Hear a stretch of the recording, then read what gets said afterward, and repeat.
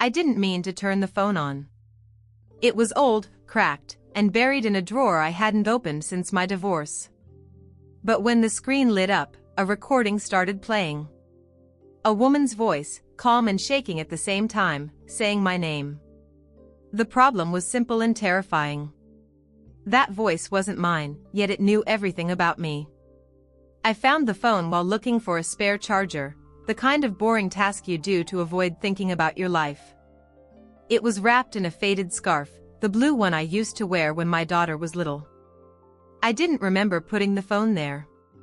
I almost tossed it aside, assuming it was one of my ex-husband's forgotten devices.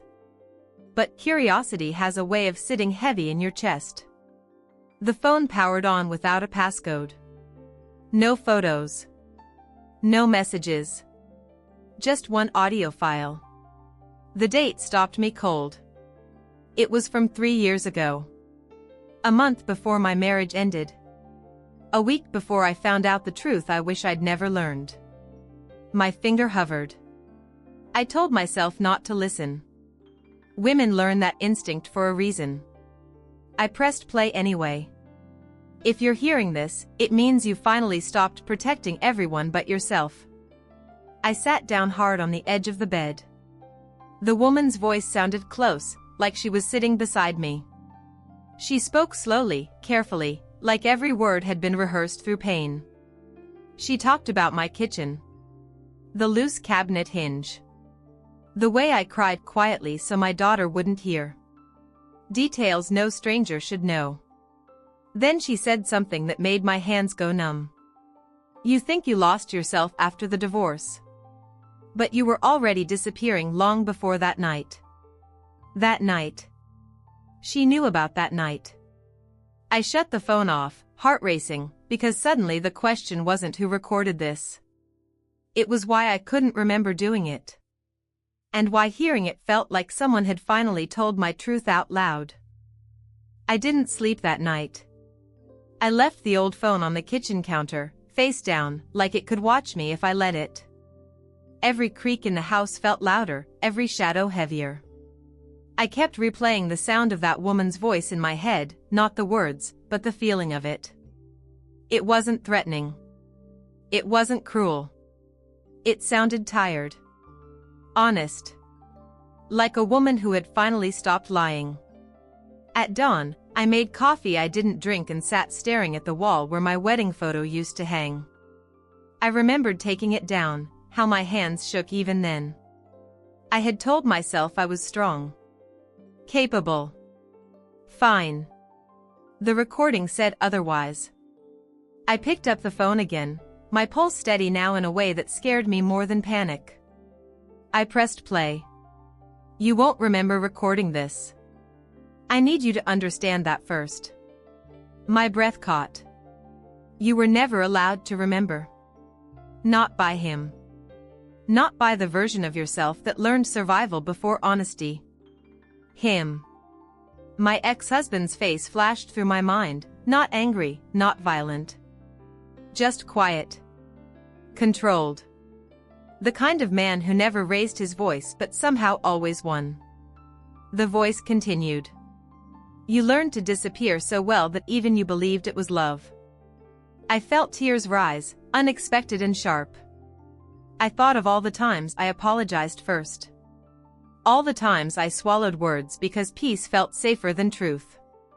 The recording shifted, the woman's breath unsteady now.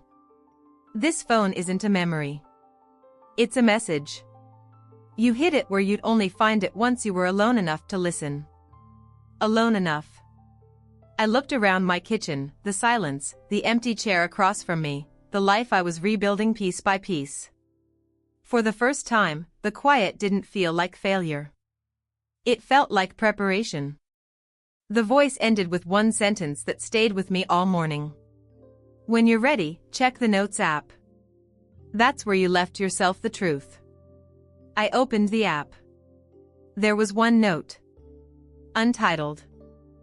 And reading the first line felt like opening a door I'd locked from the inside. My hands trembled as I opened the note. It wasn't long. Just a few short paragraphs, spaced out like someone needed room to breathe between thoughts. The writing was neat. Familiar. My handwriting, without a doubt.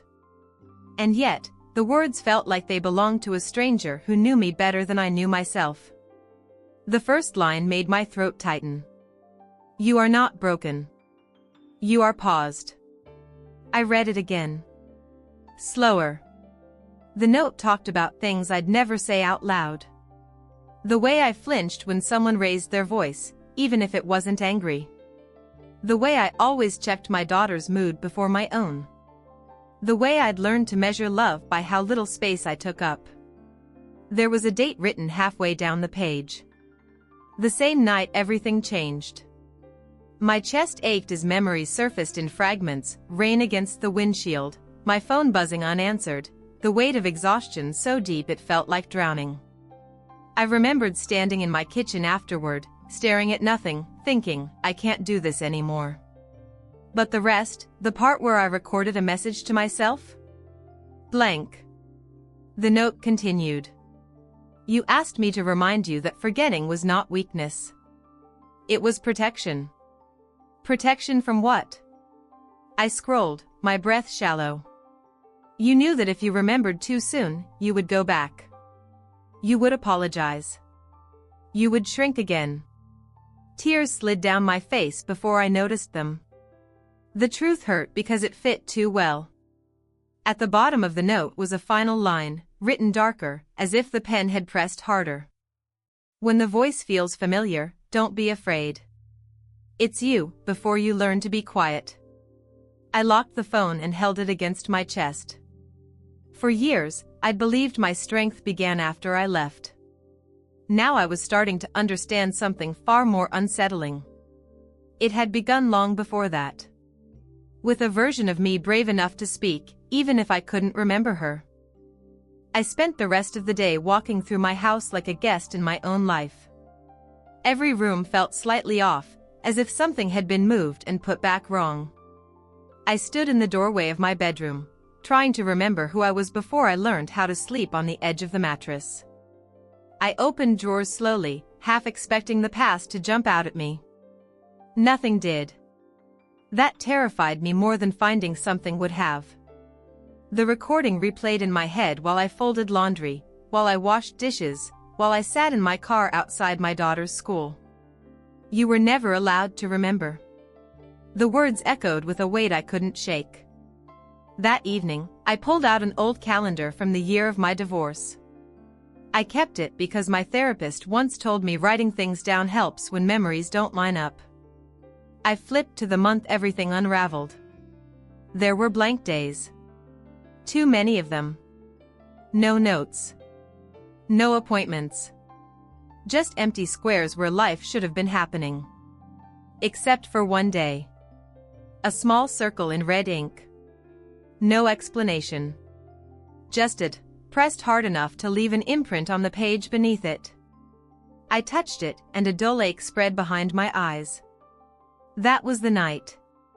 I remembered flashes now, standing in the bathroom, staring at my reflection like I didn't recognize the woman looking back. My phone in my hand. My voice shaking, but steady enough to finish sentences. I had been afraid. But I had also been clear. The realization settled heavy in my chest. I didn't lose my memories by accident. I chose to forget. Because forgetting meant surviving long enough to leave. I closed the calendar and leaned back in my chair, heart pounding. If I had erased part of myself once, what else had I hidden? And why did it feel like the phone was waiting for me to be brave enough to find out? I knew exactly where to go. That was the strangest part. I didn't decide to drive there. My body just moved, hands steady on the wheel, turning streets I hadn't taken in years. The sky was low and gray, the kind of afternoon that makes memories feel closer than they should. I parked 2 blocks away. Even then, I hesitated. The building looked smaller than I remembered. A narrow brick office tucked between a bakery and a dry cleaner. The sign above the door was faded, one letter missing. I had passed it 100 times since the divorce, always looking straight ahead, always pretending it didn't exist. The therapist's office. Not the one I told people about. The other one. The one I went to alone. The one my husband never knew about. Inside, the air smelled like old paper and lavender. My chest tightened as I stepped into the waiting room. Same chairs. Same crooked picture on the wall. Time hadn't touched this place the way it had touched me. The receptionist looked up and smiled, then froze. "Oh," she said softly. "You came back. Not welcome. Not how can I help you. Came back." I swallowed. I think I was here before." Her smile didn't fade, but her eyes softened in a way that made my stomach drop. "Yes," she said gently. "You were. For a while." A while. I signed my name with shaking hands. When I looked down, I realized something that made my breath hitch. I hadn't needed to check my ID. I remembered how to spell my name here. As I sat down, I felt it again, that strange sense of being watched, not by someone else, but by a version of myself that had already been here, already done this. A woman who had known exactly what she needed to survive. And had trusted that one day I'd be strong enough to return. The therapist hadn't changed much. Same calm posture. Same quiet voice that never rushed me. When she saw me, her expression shifted, not surprise, but recognition. Like she had been waiting for this moment longer than I had. "You don't remember," she said gently, after I sat down. I shook my head. "Only pieces." She nodded. "That's how you wanted it." The room felt suddenly too small. She didn't push. She never had. Instead, she reached into a drawer and placed a thin folder on the table between us. My name was written on it in my handwriting, clear, deliberate. "You asked me to keep this until you came back on your own," she said. "You said forcing it would hurt more than help." I stared at the folder like it might bite. Inside were session notes. Not clinical. Personal. Things I had insisted be written in my own words. The first page made my chest tighten. I'm not safe to remember yet. But I'm safe to prepare. I looked up at her, tears burning. "Safe from what?" I asked. She held my gaze. "From the part of you that still believed love meant endurance." The truth landed hard. She explained slowly, carefully. How I had come to her during the final year of my marriage, confused, exhausted, shrinking. How I had spoken about a night when something inside me finally broke open. Not violence. Not shouting. Control. The quiet kind that convinces you you're the problem. "You realized that if you stayed aware of everything, you would go back," she said. "So you did something very intentional." I swallowed. "What did I do?" She took a breath. "You recorded yourself. You wrote notes. And you asked your mind to lock the memories away until your life looked different." "Different how?" She answered before I could ask. "Until you were alone. Stable. And no longer asking permission to exist." My hands curled into fists. I had built a bridge for myself. And then burned the map. As I stood to leave, the therapist said one last thing. "You didn't forget because you were weak," she said softly. "You forgot because you were strong enough to plan your own return." The words followed me out the door. And for the first time, I wasn't afraid of what I'd remember next. I didn't listen to it right away. The therapist had given me the folder, but I left it closed on the passenger seat, like a promise I wasn't ready to keep. My chest felt raw, scraped open by truths I hadn't known I'd buried. At home, the house was quiet in that deep evening way, no TV, no traffic, just the soft hum of the refrigerator. I made tea I forgot to drink and sat at the kitchen table, staring at the old phone. There was another audio file. I knew it without checking. My finger hovered, the same way it had the first time. Except now, I wasn't afraid of a stranger's voice. I was afraid of recognizing myself. I pressed play. This time, the woman sounded different. Not careful. Not gentle. Angry, but controlled. I need you to hear this when you stop asking what you did wrong. My throat tightened. He will tell you that nothing was ever enough for him. That you changed. That you became distant. Images flickered through my mind, arguments that weren't arguments, conversations that ended with me apologizing just to make the silence stop. The voice continued. What he won't tell you is how much work it took to make you forget who you were. My hands shook. I remembered moments now, him correcting my memories, finishing my sentences, laughing when I said something hurt me. You started recording yourself because you were losing trust in your own thoughts. That sentence broke something open.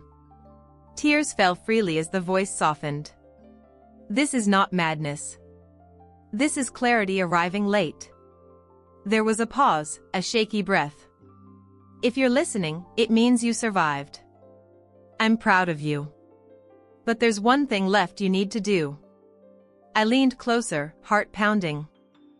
You need to tell your daughter the truth, before she learns to disappear the way you did. The recording ended. I sat there long after the screen went dark, one hand pressed to my chest. Because suddenly, this wasn't just about remembering. It was about breaking a cycle. I waited 2 days before talking to my daughter. Not because I didn't want to, but because I wanted to do it right. She was 16, old enough to notice silence, old enough to read the spaces between words. Too old to be protected by pretending everything was fine. We sat at the kitchen table after dinner, the same table where I'd swallowed so many truths before. She was scrolling on her phone, half present, until she noticed I wasn't speaking. She looked up. Mom? I took a breath that felt like stepping off a ledge. I need to tell you something, I said. And I need you to listen, not to fix me, not to protect me. Just to hear me. She put her phone down immediately. That alone almost undid me. I told her about the old phone. About the recordings. Not every detail, just enough.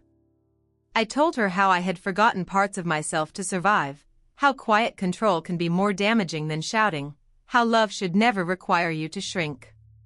She didn't interrupt. Her eyes stayed on mine, steady and serious. When I finished, she was quiet for a long moment.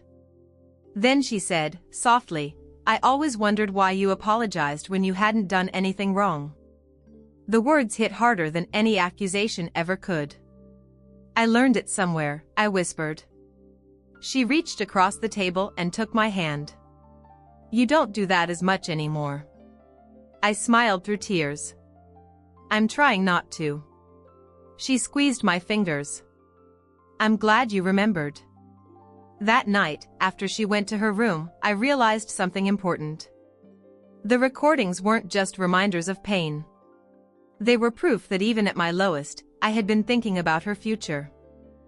And for the first time, I felt something close to peace. Not because the past was gone, but because it no longer owned us. I ran into him by accident. At least, that's what I told myself at first. The grocery store was nearly empty, the kind of quiet weekday morning meant for people with nowhere urgent to be. I was reaching for a carton of milk when I heard my name spoken the way it used to be, familiar, casual, certain of access. I didn't turn around right away. I didn't need to. I thought that was you, he said, stepping closer. My ex-husband looked the same. Neat. Calm. Smiling like nothing between us had ever been broken. For a moment, I felt the old reflex rise, politeness before instinct, peace before truth. Then I remembered the recording. I faced him. We exchanged small talk. Weather. Work. The kind of conversation that pretends history is optional. He laughed lightly, like we were old friends. "You seem different," he said finally. "Stronger." I held his gaze. "I am." Something flickered in his eyes, so quick I might have missed it before. Calculation. Control adjusting. "I always told you you'd be fine on your own," he said. The lie landed clean and familiar. I didn't argue. I didn't explain. I didn't apologize. "I need to go," I said. He nodded, but his voice followed me. "You know, you remember things differently than they happened." I stopped. Turned back. "No," I said calmly. "I remember myself differently now." That was when I saw it. The loss of power. Not anger. Not regret. Irrelevance. I walked away with my heart steady, hands calm. In the parking lot, I sat in my car and laughed once, quietly, in disbelief. The man who had made me doubt my own voice no longer had one in my head. And that felt like winning something I didn't know I was allowed to keep. It happened without warning. I was folding laundry, the ordinary rhythm of it lulling my thoughts, when the memory slipped back into place, soft at first, like a photograph developing in water. The night. Not all of it.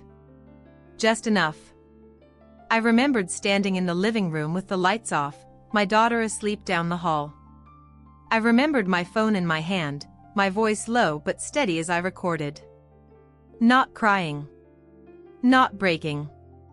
Deciding. I remembered saying, "This is the moment you stop asking for permission." The memory didn't hurt the way I expected. It felt complete. I sat down on the floor, clothes forgotten, and let it come. I remembered packing a small bag. Not to leave that night, but to prove to myself that I could. I remembered hiding the phone, wrapping it carefully, choosing a place only I would ever look once I was ready. And most of all, I remembered the calm. The kind that arrives when a decision is final. I understood now why my mind had protected that memory. It wasn't trauma, it was power. Power I hadn't been ready to carry while rebuilding my life. That evening, I opened the folder from the therapist one last time. On the final page, in my handwriting, was a sentence I hadn't seen before. "You don't need to remember everything to be whole. You just need to remember who you are now." I closed the folder. The past had done its job. It had delivered me back to myself. The next morning, I sat at the kitchen table with my daughter again. This time, it wasn't about explaining myself, it was about leaving something behind for her. I handed her a small, neatly wrapped envelope. Her eyebrows lifted in curiosity, but she didn't speak. I smiled softly, letting her open it on her own. Inside was a folded piece of paper. My handwriting. My voice, preserved in words, not recordings this time. "If you ever feel small, remember you are not alone. You are allowed to speak. You are allowed to remember. You are allowed to be brave." She read it slowly, lips moving silently. When she looked up, her eyes were bright, but not just with understanding, there was awe there too. "Mom," she whispered. I get it now. Everything makes sense." I nodded, holding back tears. I knew she would carry this differently than I did. She wouldn't need to hide parts of herself just to survive. For the first time in years, I felt the weight of my own survival settle softly on my shoulders instead of crushing me. The recordings, the notes, the erased memories, they weren't just for me. They were a bridge for her, a way to make sure she didn't have to forget in order to live. I realized then that the past isn't just pain to overcome. It's a guide, a map of resilience, a silent mentor that whispers when we are finally ready to listen. I hugged her, letting her small arms wrap around me, and felt the quiet victory of reclaiming both our voices. The days that followed felt lighter, but not easy.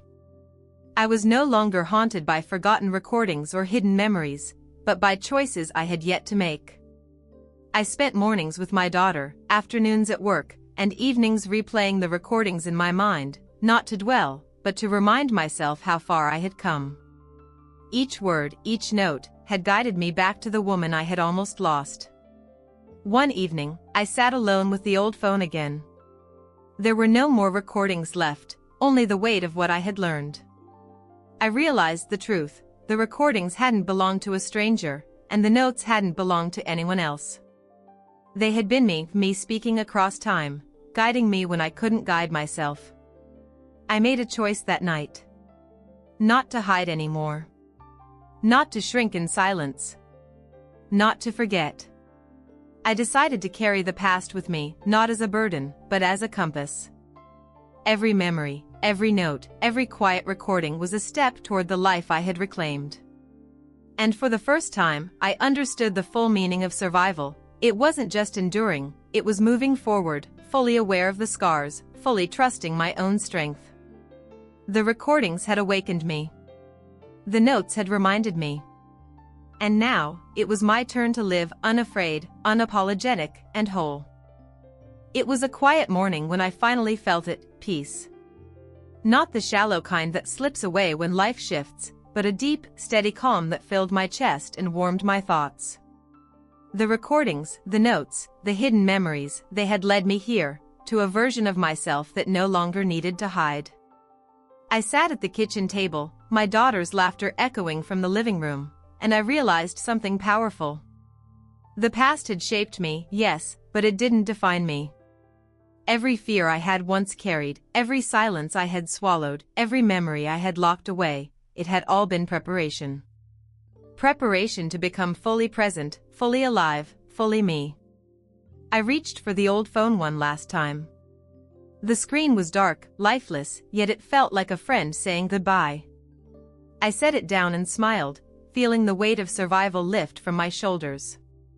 I had remembered, faced the truth, and finally reclaimed my voice. To anyone listening, I want to say, cherish your own story, even the parts you hide. One day, it will guide you back to yourself. Thank you for staying with me through this journey. Don't forget to like and subscribe. There are more stories waiting, each one a reminder that even in the quietest moments, strength lives within us all.